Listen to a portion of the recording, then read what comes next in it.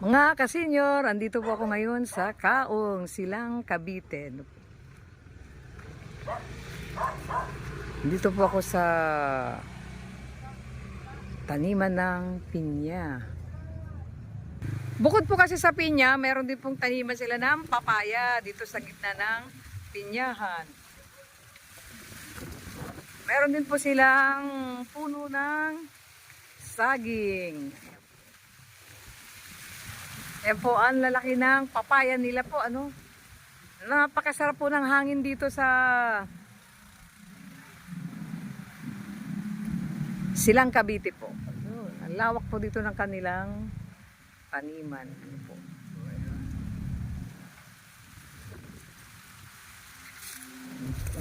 Ang lawak.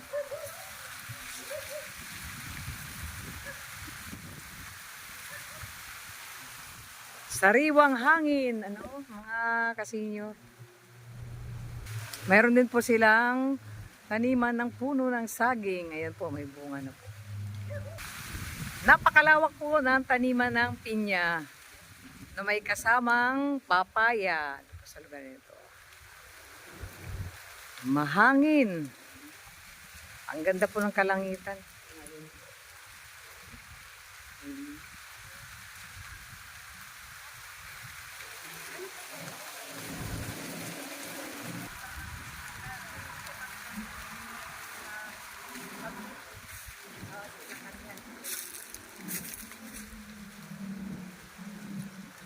Palawak po ng taniman dito po.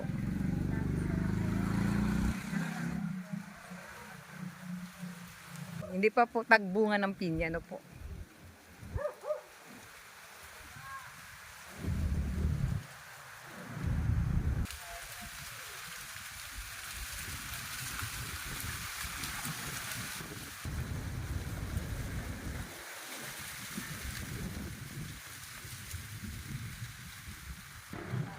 Yan, mga kasenyor, ang ganda ng kalangitan.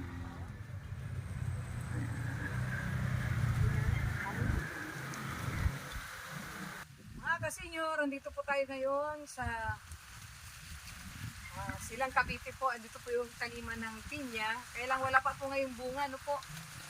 Marami po dito, ano, meron po siyang singit na papaya. Sinisingitan niyo po. Oo, mga papaya nila.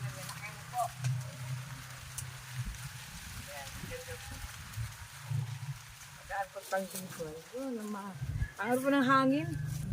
Yung mga karils, mga kasenyor, ano po. Yun.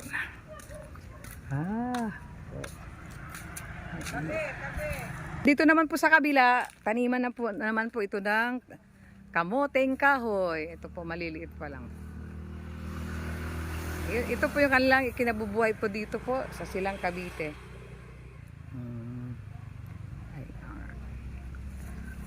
Maliliit pa po yung ano, mga kamuting kahoy dito, ano po. Ang lawak po niya, no, yung mga taniman. Kamuting kahoy. Ayan po.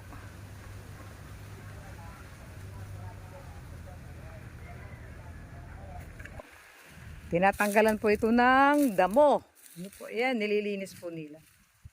Maganda po. Ito po. Ang ganda po talaga.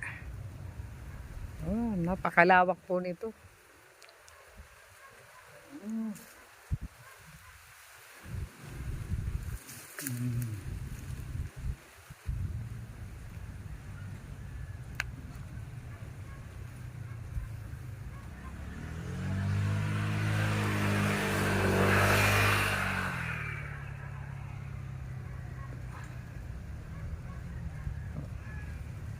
Yung ibang papaya doon, meron na po yung hinog sa dulo.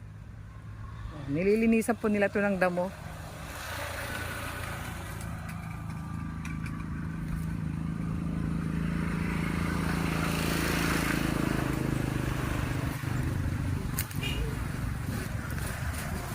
Ayan po. Oh, gaganda po. Ano po? Pwede na po tayong kumuha dito ng pangtinola po natin. Salamat po sa panonood. Like and share po sa page ko. Bye-bye po.